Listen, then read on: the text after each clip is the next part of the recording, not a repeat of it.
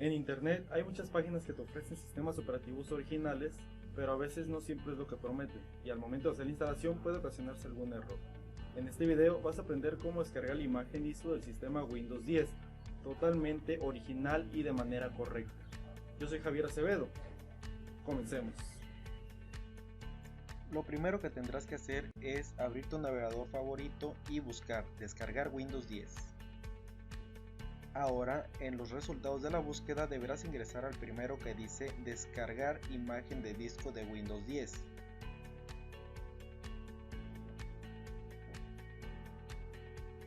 Ahora, ya dentro de la página web tendrás que dirigirte a la opción descarga la herramienta ahora. Cuando le des clic, de inmediato comenzará la descarga y podrás observarla en esta parte. Lo único que debes de hacer por ahora es esperar a que la descarga se complete al 100%. Una vez descargada, vas a ejecutarlo dándole un clic. Te saldrá una ventana negra en la cual otorgará los permisos dándole en la opción sí. Ya que hagas esto, comenzará a abrir el programa.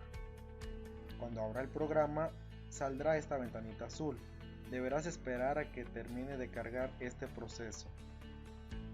Ya cuando termine de cargar, te van a salir los términos de licencia. Tienes que darle clic en aceptar. Nuevamente comenzarás a que termine de cargar este proceso.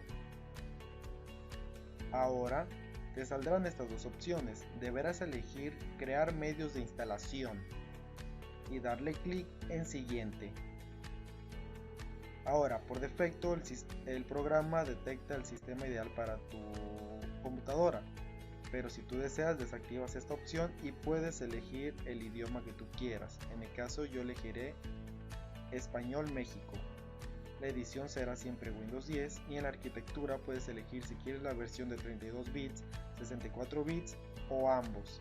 En mi caso elegiré 64 bits. Ahora le darás clic en siguiente. Saldrá este anuncio. Le darás a aceptar. Ahora aquí elegirás archivo ISO para que se te guarde en un archivo el sistema. Le das clic en siguiente y ahora deberás elegir una ruta en donde quieres guardar el sistema. También si lo deseas puedes cambiarle el nombre.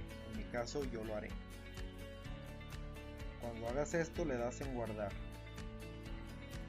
Ahora simplemente tendrás que esperar a que termine la descarga. Esto puede tardar algunas horas dependiendo de tu conexión a internet.